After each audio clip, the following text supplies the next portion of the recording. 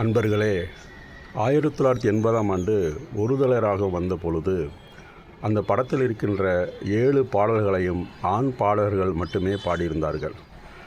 உதாரணத்திற்கு டிஎம்எஸ் 2 பாடல் கொடுத்திருப்பார்கள், எஸ்பி பாலசுப்ரமணியம் 2 பாடல், ஜெயச்சந்திரன் ஒரு பாடல், மலேசியா வாசுதேவன் ஒரு பாடல், ஜாலி அபிரஹாம் ஒரு பாடல்.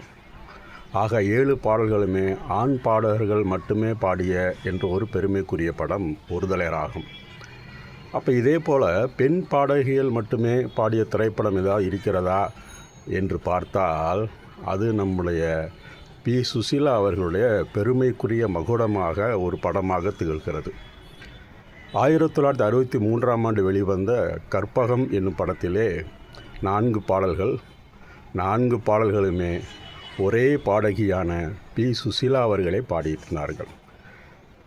ஒருதலை ராகம் படத்திலே 7 ஆண் பாடல்கள் பாடியிருக்க, இந்த கற்பகம் படத்திலே பாடகிகள் பன்மையில் கிடையாது, ஒருமையில் ஒரே பாடகி பி. சுசீலா அவர்கள் 4 பாடல்களையுமே பாடி அந்த படத்திற்கும் பாடல்களுக்கும் பெருமை சேர்த்திருந்தார்கள்.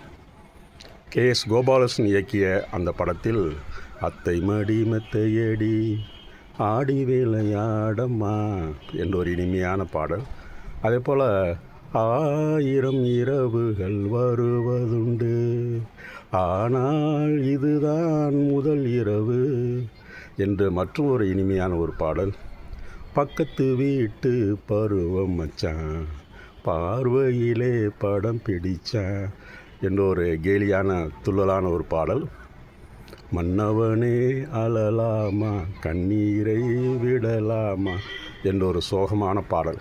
இப்படி ஒரு 4 வகைகளிலே 4 பாடல்களையுமே பி. சுசீலா அவர்களே பாடியிருந்தார்கள் என்பது அந்த படத்திற்கு மட்டுமல்ல, பி. சுசீலாவுடைய குரல் வளத்தை நம்பி அவர்களுக்கு வழங்கிய படம், அவரை பெருமைப்படுத்திய படம் என்றே கூறலாம்.